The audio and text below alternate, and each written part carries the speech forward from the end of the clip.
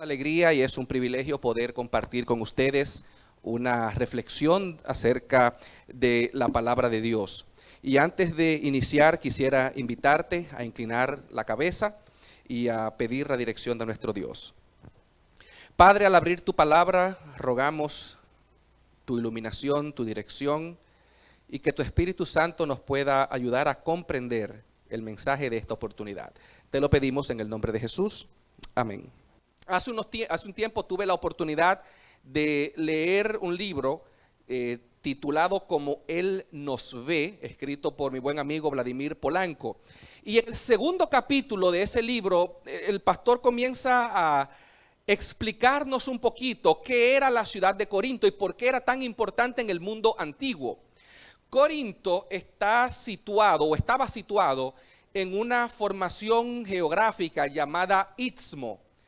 ¿Qué es un istmo? Es una combinación de mar y tierra, muy parecido, por ejemplo, a la ciudad de Panamá también, donde hay océano de ambos lados.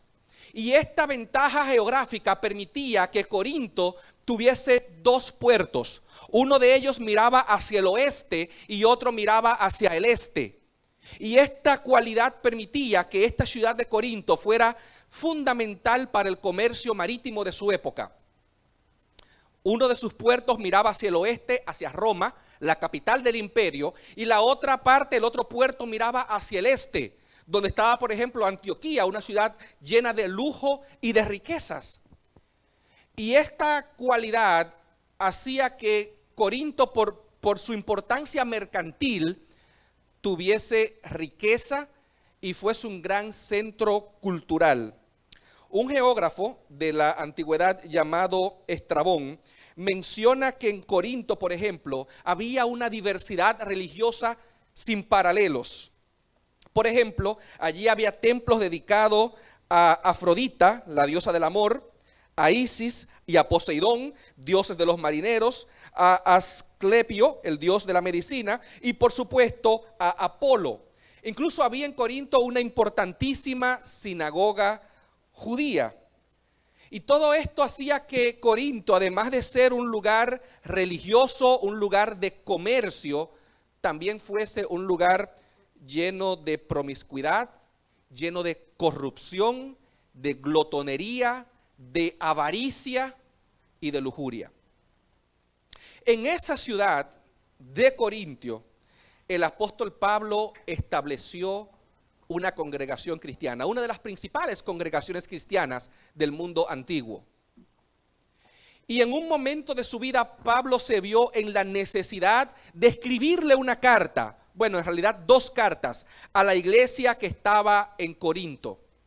Y cuando leemos la primera carta a los Corintios, notamos que esta iglesia, en una ciudad próspera, en una ciudad rica, en una ciudad por supuesto también marcada por la corrupción, estaba enfrentando varios desafíos. Primera de Corintios 5 menciona desafíos morales. Primera de Corintios 8 habla acerca de lo difícil que era para esta iglesia lidiar con los diferentes templos que había en la ciudad y las carnes que se vendían en los mercados alrededor de estos templos. Primera de Corintios 12 muestra que esta iglesia tenía problemas con los dones. Había personas que no sabían cuál debía ser su función en la iglesia. Tenía problemas con el amor, tenía problemas con el don de lenguas y el don de profecía. Primera de Corintios 14. ¿Cómo Pablo lidió con estos problemas? Bueno, Pablo a esta iglesia de Corinto, en esta ciudad tan importante y a la vez tan compleja, y a esta iglesia tan problemática, le presentó lo que para mí es la mejor síntesis del evangelio. Yo esta mañana le preguntaba a mi esposa: mi amor, si tú pudieras resumirme el evangelio en una sola oración, ¿cuál tú escogerías? Y ella me comentó cuál era su opción. Piensa tú por un momento, si tú tuvieras que resumirle a otra persona cuál es la esencia del evangelio, si tú quisieras transmitir lo principal, lo esencial, sin desperdicio, en tan solo dos frasecitas, que tuvieras la oportunidad de tratar de cambiar la vida de una persona, ¿qué tú le dirías? Bueno, el apóstol Pablo, en lo que fue nuestra lectura bíblica, primera carta a los Corintios, capítulo 15, versículos 3 y 4, Pablo presenta lo que para él, y por supuesto su interpretación, su lectura del Evangelio, bajo inspiración del Espíritu Santo, es de gran ayuda para nosotros. Dice Pablo en la primera carta a los Corintios, capítulo 15, versículos 3 y 4, porque yo también les he enseñado lo que yo mismo recibí. Dice Pablo que Cristo murió por nuestros pecados conforme a las Escrituras, y que fue sepultado y que resucitó al tercer día conforme a las Escrituras, y que apareció a Cefas y después a los 12, y después apareció a más de 500 hermanos a la vez, de los cuales muchos viven aún y otros ya duermen. Después se apareció a Jacobo, después a todos los apóstoles, y al último de todos, como a un abortivo, también se apareció a mí. Dediquemos un momentito a analizar estas declaraciones de Pablo. Cómo Pablo resume la esencia del Evangelio, y vamos a ver tres aspectos de lo que el Evangelio significó para Pablo y que también lo significa para nosotros. Solamente tres cositas. En primer lugar, Pablo dice que el Evangelio es historia. El Evangelio es historia. El ser humano concibe la historia como muchas veces un circuito cerrado o una línea que va desde el principio hasta el final. Y cuando yo veo la forma como Pablo describe el Evangelio a la luz de acontecimientos reales e históricos, yo me doy cuenta que para Pablo y en la Biblia, el ser humano es tan importante para Dios, que Dios, cuando vio a la humanidad y al mundo perdido, no se limitó a mirar desde el balcón del cielo. Mira mis hijos cómo se pierden. Dios no se conformó con ser un mero espectador. Tampoco Dios lidió con el problema del pecado a control remoto. La Biblia dice que Dios se hizo uno de nosotros y participó de la historia del ser humano. Participó de la historia tuya y de la historia mía. De hecho, desde Génesis vemos a Dios tratando de intervenir en la historia. Pero en la persona de Cristo, el Señor no solamente intervino en la historia, sino que formó parte de ella. Analicemos 4 sucesos históricos que Pablo ata al Evangelio. Número 1, dice Pablo, Cristo murió. Cristo murió. La Biblia enseña que un viernes, víspera de Pascua, en las afueras de Jerusalén, a las 3 de la tarde, Cristo murió. Cuando usted lee la historia de los evangelios, usted nota que en este relato hay varios personajes involucrados. Los evangelios mencionan a Herodes, mencionan a Pilato, mencionan a Anás y mencionan a Caifás. Y cuando la Biblia hace eso, no es para señalar un culpable, sino para decirme a mí que la muerte de Jesús ocurrió en un marco histórico. Cuando Herodes era rey, cuando Anás y Caifás eran los sumos sacerdotes. La muerte de Jesús no es un mito. La Biblia incluso resalta el aspecto físico de la muerte de Jesús, porque tampoco fue una muerte espiritual, como tristemente muchas personas quieren declarar hoy en día. Cuando usted lee la muerte de Cristo en los evangelios, se va a dar cuenta que Jesús experimentó sensaciones humanas. Dijo desde la cruz, tengo sed.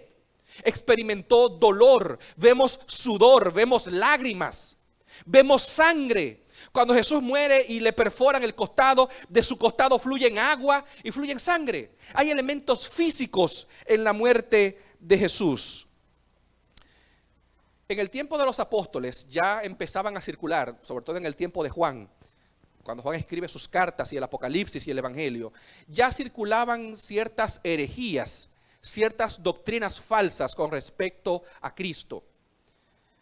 Lamentablemente muchas de esas creencias hoy en día están como que intentando volver. Sí, son reciclables, gracias. Algunas personas decían, no, es que Dios no puede ser un ser humano. Dios es demasiado sublime, demasiado alto. Jesús no era un ser humano, Jesús parecía un ser humano, tenía la apariencia. Estos cristianos llamados docetistas decían que no, que Dios no puede morar en un cuerpo humano, que Jesús era como una especie de holograma. Por eso cuando Juan escribe su carta, Juan dice, lo que hemos visto, lo que hemos oído, lo que hemos palpado y tocamos tocante al verbo de vida, eso es lo que también les anunciamos. Por eso Pablo, cuando escribe Corintios, también dice, no es que Cristo murió. Él murió. No es un invento, no es una fórmula poética que debe interpretarse. No, no, no. Es que Cristo vivió y Cristo murió. Es un acontecimiento histórico. Y el primero de estos 4 acontecimientos que Pablo usa para atar el evangelio a la historia es que Cristo murió. La crucifixión fue un acontecimiento real que sucedió y que cambió el curso de la historia. Lo segundo que Pablo dice, Cristo murió. Y luego continúa diciendo, Cristo fue sepultado. Y usted dirá, pero bueno, eso parece redundante. Lo lógico es que si una persona muere, sea, ¿qué cosa? Sepultado. Es lo que ocurre después de la muerte. Pero Pablo no está aquí tratando de rellenar espacio, ni tratando de decir palabras innecesarias. La sepultura de Cristo confirma la realidad de su muerte. De hecho, todavía hace un tiempo leí sobre unos teólogos, entre comillas, que dicen que Jesús no murió, que Jesús tomó una droga poderosa y que entonces pareció estar muerto, porque él no pudo resucitar, así que no pudo morir, sino que fue y lo embalsamaron, pero eran hierbas para curarlo, para él luego volver a salir. Pablo dice, Cristo murió y lo enterraron. ¿Y por qué es importante esto? Bueno, porque si Cristo no hubiese muerto, Pilato no entrega el cuerpo de Jesús. Si Cristo no hubiese muerto, José de Arimatea y Nicodemo no piden el cuerpo y tampoco entierran al Salvador. El entierro de Jesús da constancia de que su muerte fue real. Todos podemos estar de acuerdo en estos primeros 2 acontecimientos del Evangelio como historia, porque todos en algún momento nos toca morir y nos toca llegar a la sepultura. Pablo dice, Jesús en ese sentido fue como tú y como yo. Jesús murió como mueren todos los seres humanos. A Jesús lo sepultaron como sepultan a cada ser humano que fallece. Y entonces puede que uno se pregunte, ¿y para qué Pablo menciona eso?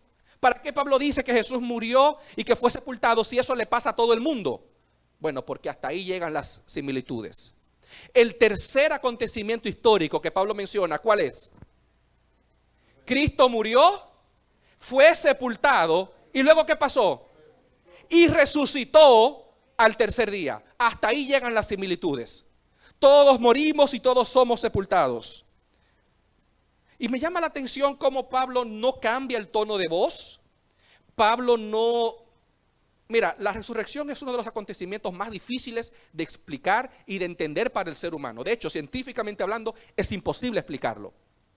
Y mucho se ha especulado y se ha inventado. Pero nota cómo Pablo, con la misma naturalidad que dice que Jesús murió y fue sepultado, así mismo, él continúa el ritmo y también resucitó. Pablo no cambia al lenguaje metafórico.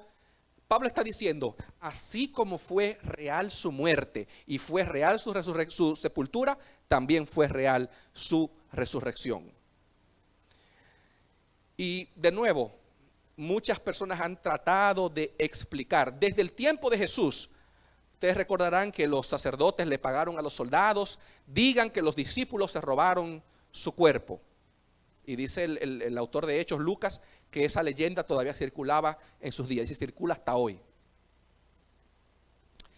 Pero, ¿sabes qué? Cuando yo leo en las Escrituras, yo me doy cuenta que ninguna teoría, ninguna posible explicación puede dar respuesta a la tumba vacía. Porque si el discípulo se robó el cuerpo, en algún lugar debió estar el cuerpo. Pero no importa las distintas teorías que todavía hoy en día están surgiendo sobre qué pudo haber pasado, lo cierto es que la tumba de Cristo está vacía. Su tumba todavía hoy está vacía. Y usted puede creer lo que usted quiera sobre su muerte, sobre su sepultura, y usted puede creer en otra teoría sobre la resurrección, pero lo cierto es que la tumba está vacía. Y eso nadie lo ha podido explicar. Pablo dice, no, lo que pasa es que Cristo resucitó.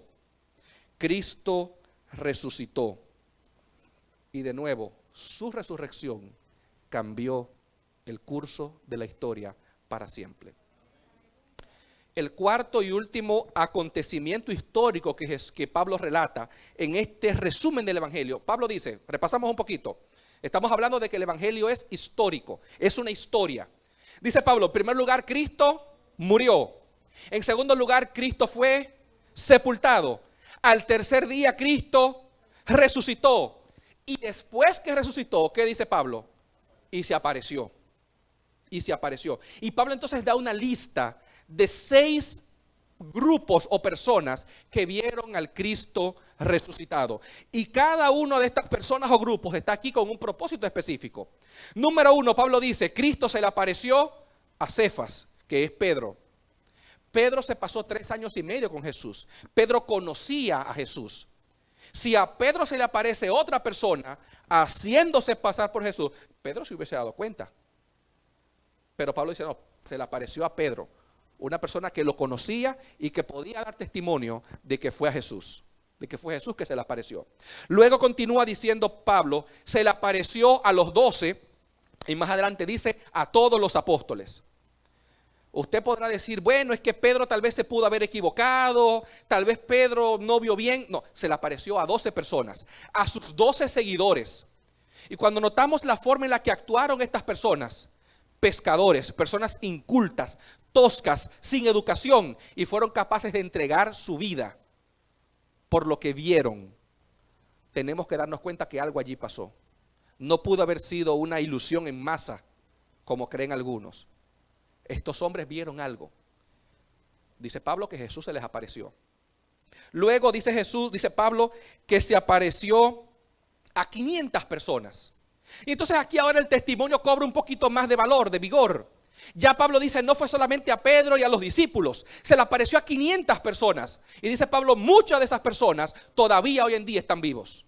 O sea, si usted quiere salir a preguntar, dice Pablo, vaya y pregunte que todavía de esas 500 hay personas que están vivas. Luego dice Pablo, también Jesús se le apareció a Santiago. Y este Santiago no es Santiago el apóstol, porque ya Santiago está incluido en el grupo de los 12. Dice Pablo a Santiago. Santiago era el hermano de Jesús. Es el que encontramos dirigiendo la iglesia en Hechos capítulo 15, en el primer concilio que celebró la iglesia. Cuando usted lee los evangelios se da cuenta que existe cierta rivalidad, cierta incredulidad entre Jesús y sus hermanos. En Juan capítulo 7, por ejemplo, dice Juan que los hermanos no creían en Jesús. Así que es muy probable que estas personas que se criaron con Jesús, que lo conocían desde niño, dudaban de su identidad mesiánica. Pero cuando Jesús se le aparece a Santiago, vemos que algo cambia. Y este hombre que en los evangelios narran como incrédulo, ahora vemos en el libro de Hechos como un pilar de la iglesia, como un dirigente de la iglesia. Ver a Jesús resucitado cambió la vida de Santiago. Lo convirtió de incrédulo a creyente. ¿Y qué tipo de creyente? Dirigente de la iglesia. Y por último, dice Pablo, el último de todos, dice Pablo, se me apareció a mí. Y esto es muy importante porque Pablo está diciendo, y la gente conocía la historia de Pablo, tú y yo conocemos la historia. Saulo de Tarso, el perseguidor, se encontró con el Cristo resucitado, camino a Damasco, y su vida cambió. Pablo dice, es que no es que solamente yo escuché la historia, es que yo a él lo vi. De hecho, 3 veces en Hechos, Pablo relata su testimonio. Y él dice, es que cuando yo vi a Jesús, mi vida cambió. Lo que yo antes perseguía, ahora lo predico. Estos 4 acontecimientos históricos, la muerte de Cristo, su sepultura, su resurrección y su posterior aparición o apariciones, nos dicen a nosotros que Dios intervino de manera personal en la historia del ser humano. Nuestra historia, tu historia, mi historia, no es un circuito cerrado donde solamente funcionan causa y efecto. Hay ciertas cosas que no podemos explicar y Pablo dice, Dios está interviniendo en la historia del ser humano. Así como fueron reales las 2 primeras guerras mundiales, así fue de real la vida, muerte, resurrección y aparición de Cristo Jesús. Con la única diferencia de que la vida de Cristo está impregnada de lo sobrenatural, de esa intervención divina en la historia. De manera que el evangelio no es algo que tú y yo inventamos o que recibimos por arte de magia o una fábula o una fantasía o un mito o leyenda. El evangelio sucedió. Lo que Pablo está diciendo que constituye la esencia de lo que tú y yo creemos, sucedió, fue visto por seres humanos y pasado de generación en generación hasta llegar a nosotros.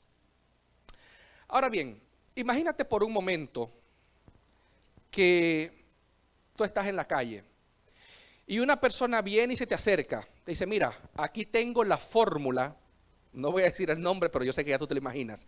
Tengo la fórmula de la bebida gaseosa más famosa del planeta. Te la voy a dar para que tú la desarrolles y te hagas famoso, te hagas rico. Esa fórmula que supuestamente nadie sabe y que está guardada bajo bóveda. Y tú tomas la fórmula y entonces empiezas a ver un grupo de símbolos químicos y flechas y ecuaciones químicas. ¿De qué te sirve? No te sirve de mucho, a menos que venga una persona con un título en química y te ayude a entender qué significan esos símbolos. Lo mismo pasa con el evangelio. Ya hemos visto que el evangelio está compuesto por acontecimientos históricos. El evangelio es historia en primer lugar, pero en segundo lugar dice Pablo que el evangelio es teología. Y yo sé que la palabra teología asusta a muchas personas. Ay, Dios mío, no, eso es muy difícil de entender. Sencillo. La teología no es nada más que la interpretación de los acontecimientos históricos. La historia me dice a mí qué sucedió. La teología me dice por qué Dios hizo eso. Así como pasa con la fórmula. Los hechos históricos nos dicen lo que pasó. Ahora necesitamos interpretarlos. Y en estos mismos dos versículos, 1 Corintios 3 y 4, Pablo no solamente me relata a mí la historia, no solamente me dice a mí lo que sucedió, también me dice por qué sucedió. Y así como vimos 4 aspectos históricos, muerte, sepultura, resurrección y aparición de Cristo, ahora vamos a ver la interpretación que Pablo nos da de estos acontecimientos. En primer lugar, notemos el nombre que Pablo le da a Jesús. Ok, seamos claros por un momento. El maestro se llamaba Jesús de Nazaret. Ese es el nombre, Jesús. Pero Pablo no usa el nombre de Jesús aquí. ¿Cómo le dice Pablo? Cristo.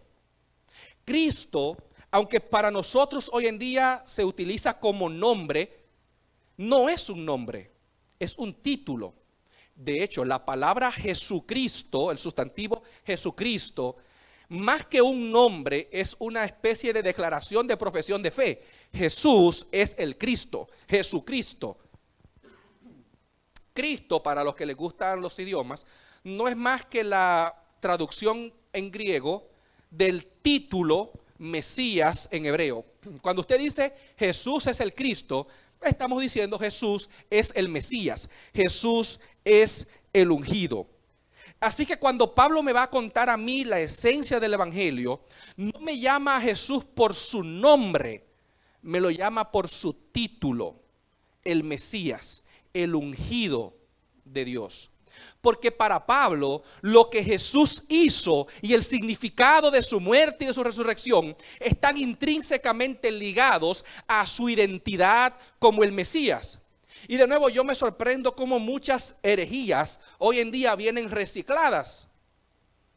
Hace 1700 años un hombre llamado Arrio salió a decir por allí que Jesús no era Dios hecho hombre, como claramente dice Juan en San Juan capítulo 1 versículo 14, el verbo fue hecho carne. No, Jesús es una creación, es la principal creación de Dios.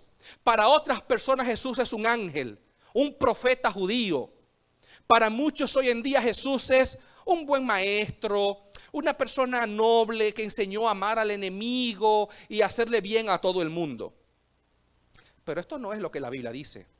La Biblia dice que en la persona de Cristo se cumplieron todas las promesas del Antiguo Testamento. En Cristo, dice Isaías, que encontramos una persona llamada admirable consejero, Dios fuerte, Padre eterno, príncipe de paz. Dígame usted, ¿de qué ser humano puede decirse eso? ¿Qué maestro moral puede ostentar esos títulos? Jesús no fue simplemente un buen maestro. Pablo dice en 1 Timoteo capítulo 3 versículo 16 que en Cristo Dios fue manifestado en carne. Y Pablo lo pone en el lenguaje más bonito, Juan 1:14, el verbo se hizo carne. Juan comienza el evangelio diciendo: en el principio era el verbo estaba con Dios, el verbo era Dios, todas las cosas por él fueron hechas. Y luego en el versículo 14 dice: y ese verbo que lo creó todo, se hizo carne y habitó entre nosotros. Para Pablo la identidad de Jesús era fundamental. Y por eso en vez de decir Jesús murió por nuestros pecados, dice Cristo murió por nuestros pecados. Para tú y yo entender el evangelio, tenemos que conocer quién es Jesús, quién fue Jesús. Y una vez que lo conocemos a él, no nos queda otra opción que declarar, como dijo Pedro en Mateo 18, tú eres el Cristo, el Hijo del Dios viviente. Y yo espero que en esta oportunidad, al tú analizar conmigo la esencia del evangelio, al igual que Tomás, porque al final de nada importa saber mucho si no caemos como Tomás de rodillas y le declaramos: Señor mío y Dios mío.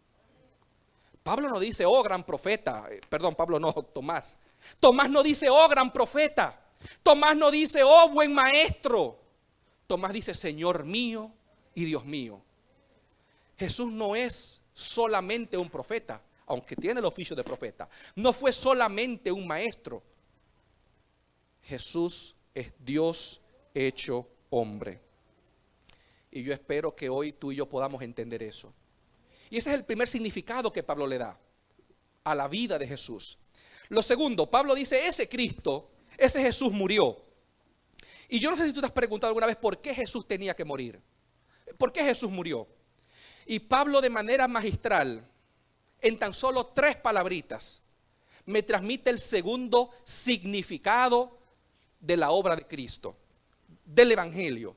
Dice Pablo: Cristo murió por nuestros pecados. No fue que Cristo murió, como muchos creen hoy en día, solamente para demostrar que Dios te ama. Cristo murió por una razón en particular. De hecho, en español, nuestra preposición por, que por cierto yo creo que es la palabra que tiene más significados en español, por, pero los dos significados fundamentales son de sustitución y de causalidad. Y precisamente esto es lo que la Biblia enseña de la muerte de Cristo. Vamos a comenzar con el primero: causalidad. Cuando yo digo, por ejemplo, el micrófono se cayó porque yo lo empujé o porque yo lo tiré, estoy hablando de causalidad. Estoy explicando que la acción de yo empujar el micrófono fue lo que causó que se cayera. Cuando Pablo dice Cristo murió por nuestros pecados, está diciendo Cristo murió a causa de nuestros pecados. Fue la causa por la cual Cristo fue a la cruz, nuestros pecados. Pero también está el otro significado de sustitución. Tú no quieres ir a la iglesia, yo voy por ti. Yo voy en tu lugar. Y la Biblia presenta que la muerte de Cristo no fue solamente vicaria, sino que también fue sustitutiva. En la cruz Jesús estaba tomando nuestro lugar. Lo siguiente que me llama la atención de esta frasecita, por nuestros pecados, es que la Biblia enseña la importancia personal del evangelio, de que cada uno debe aceptar personalmente a Cristo, de que cada uno debe pedir perdón por sus pecados particulares. Pero me gusta mucho que aquí Pablo no apela al aspecto individual del evangelio. Pablo no dice Jesús murió por tus pecados, tampoco dice por mis pecados. Pablo dice Cristo murió por nuestros pecados. Porque la muerte y el sacrificio de Cristo, además de ser vicario, además de ser sustitutivo, también es universal. Pablo está diciendo que la muerte de Jesús en la cruz abarca a toda la humanidad. Incluye tus pecados, pero no se limita a ellos. Es suficiente la muerte de Cristo para cubrir nuestros pecados. Porque la Biblia enseña que todos, como grupo, como humanidad, estamos en el mismo barco. Todos hemos pecado, dice Romanos capítulo 3, y todos estamos destituidos de la gloria de Dios. Por eso en Romanos 11 Pablo dice que Dios sometió a todo el mundo a desobediencia a fin de tener misericordia de todos. Cristo murió por nuestros. ¿Por nuestros qué? Nuestros pecados. El problema del ser humano, dice la Biblia, que es el pecado. Es la raíz de todos nuestros problemas. Es el problema final. Y la Biblia dice que Jesús vino y con su muerte y resurrección solucionó ese problema. El pecado separó al ser humano de Dios. Y como estamos separados de Dios, de la fuente de vida, necesitamos una persona, o necesitábamos una persona que intercediera por nosotros. Ahora póngase usted a pensar, ¿qué persona tiene los méritos para llegar delante de Dios a interceder por nosotros? Solamente uno, y es Cristo. Me gusta mucho cómo lo describe Elena G. de White en El Deseado de todas las gentes, página 16. Por su humanidad, dice la hermana White, Cristo tocaba a la humanidad. Por su divinidad se hacía del trono de Dios. Como hijo del hombre nos dio un ejemplo de obediencia. Como hijo de Dios nos imparte poder para obedecer. Por su vida y su muerte, Cristo logró aún más que restaurar lo que el pecado había arruinado. Era el propósito de Satanás conseguir una eterna separación entre Dios y el hombre. Pero en Cristo llegamos a estar más íntimamente unidos a Dios que si nunca hubiésemos pecado. Al tomar nuestra naturaleza, el Salvador se vinculó con la humanidad por un vínculo que nunca se ha de romper. A través de las edades eternas queda ligado con nosotros. Por eso Pablo dice que Dios estaba en Cristo reconciliando al mundo consigo mismo. Número 3, Pablo dice que el significado de lo que Jesús hizo, su muerte, su resurrección, que dice 1 Corintios 15, que es lo que nos da la garantía de que nuestros pecados han sido perdonados, nos da esperanza ante la muerte. Todo eso Pablo lo engloba en una sola frasecita. Cristo murió por nuestros pecados, raya. Cristo fue sepultado y resucitó, raya. Y es la frase que se repite en los dos versículos. Conforme a las Escrituras. Pablo dice que lo que sucedió en la cruz del Calvario y aquel domingo en la mañana en la tumba, en las afueras de Jerusalén, no fue una improvisación de parte de Dios. Cuando Pablo dice que lo que Cristo hizo sucedió conforme a las Escrituras, me está diciendo que Dios estaba actuando mediante un plan. Apocalipsis dice el cordero que ya había sido inmolado desde la fundación del mundo. El pecado no sorprendió a mi Dios. Él tenía ya un plan ideado y todo lo que Cristo hizo, su muerte, su sacrificio, su resurrección y su aparición, fueron conforme a lo que ya Dios había escrito aquí en su palabra. Así que el Evangelio, dijimos, es historia y también es teología. Es hecho y también ese acontecimiento conlleva un significado. En tercer y último lugar, Pablo dice que el Evangelio es poder.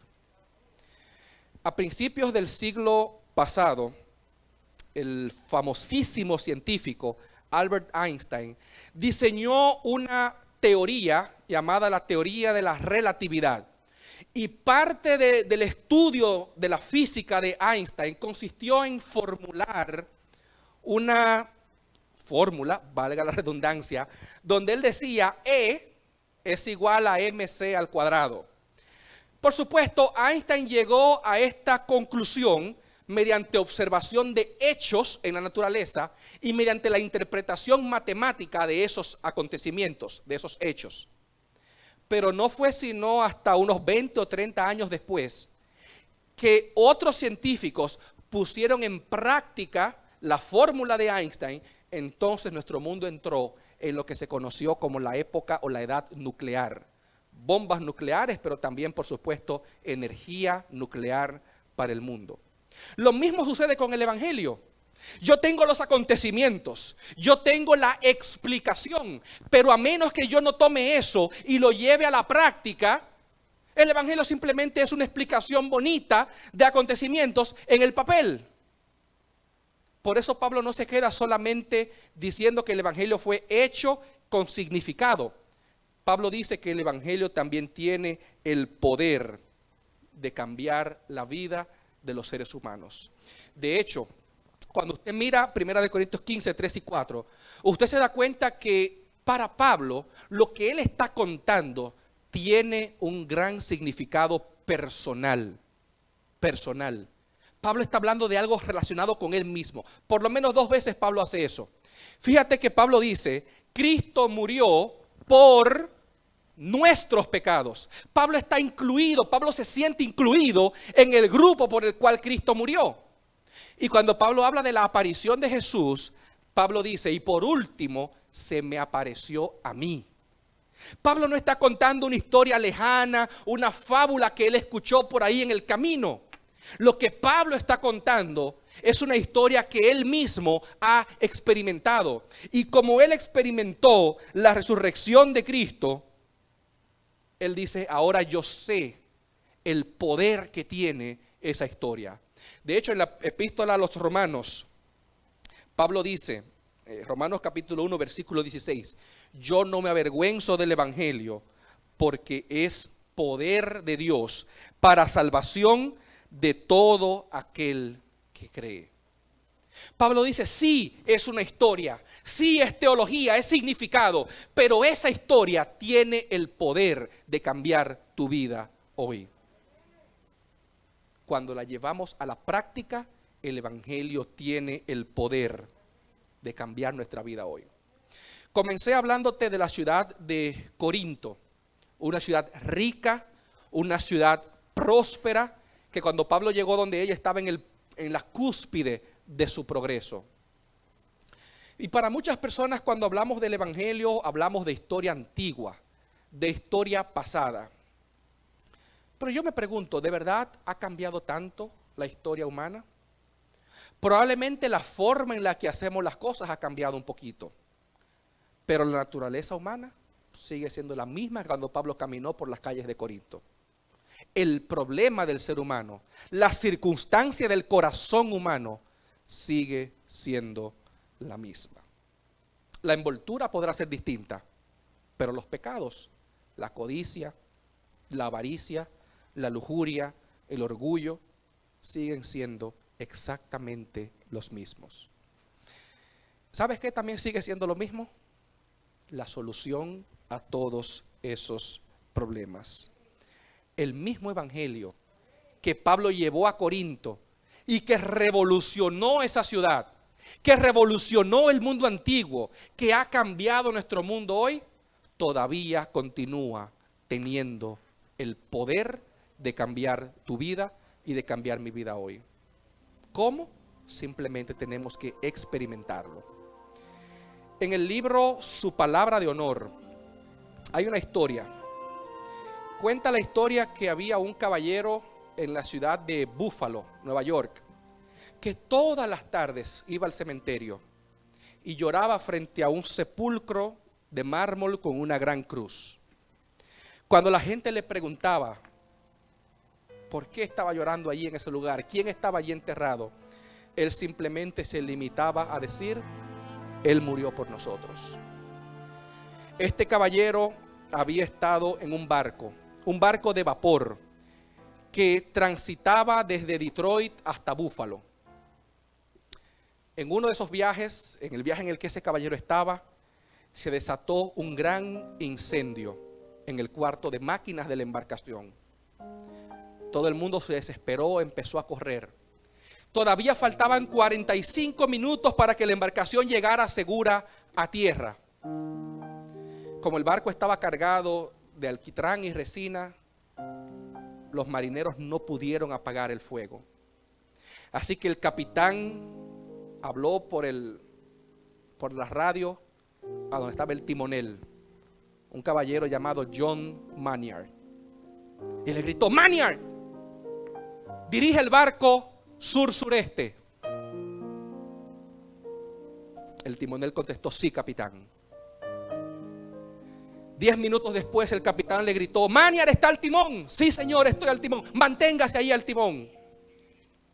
10 minutos más tarde el humo había llenado la cabina. Y el capitán vuelve y pregunta: Maniar, ¿está usted al timón? ¿Puede aguantar 5 minutos más? Sí, mi capitán. Cuentan los pasajeros que el pelo estaba todo chamuscado, la mano derecha completamente quemada. Pero Maniar se mantuvo al timón hasta que encalló el barco en tierra.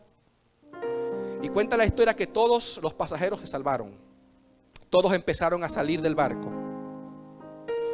Y al final salió este caballero, el timonel, todo quemado, cayó en tierra y allí murió. Dice la historia que todos los pasajeros de ese barco asistieron al sepelio y con grandes lágrimas todos le construyeron una tumba, una lápida, y allí colocaron con mucho amor y respeto a John Maniar, los tripulantes de la embarcación. Él murió por nosotros. Este caballero entendía, al ir a llorar a la tumba de ese timonel, él sabía lo que significaba que otra persona hubiese dado su vida por él. Y solo cuando tú y yo entendamos que esta vida que tenemos, a la que tanto nos aferramos, se la debemos a Cristo, a su muerte en la cruz y a su resurrección, solo entonces encontraremos el verdadero sentido de nuestra vida. La próxima vez que tú te preguntes, ¿qué significa ser cristiano? ¿Qué significa este evangelio que yo creo? Recuerda las palabras de Pablo. Significa que Cristo murió por nuestros pecados, que fue sepultado, que resucitó, que se apareció. Y como termina Pablo en 1 de Corintios capítulo 15, y muy pronto volverá conforme a las Escrituras. Oremos. Padre que estás en el cielo, muchas gracias, porque cuando nos viste perdidos en el pecado, no te conformaste con ser un simple espectador, sino que te convertiste en uno de nosotros. Y en la persona de Cristo pudimos entender quién es Dios, y Dios pudo entender lo que significa ser un ser humano. Gracias porque por tu muerte en la cruz nos redimiste, nos salvaste, y tenemos la esperanza viva de que muy pronto volverás. Sé con nosotros en esta oportunidad. Te lo suplicamos en el nombre de Jesús. Amén. Amén.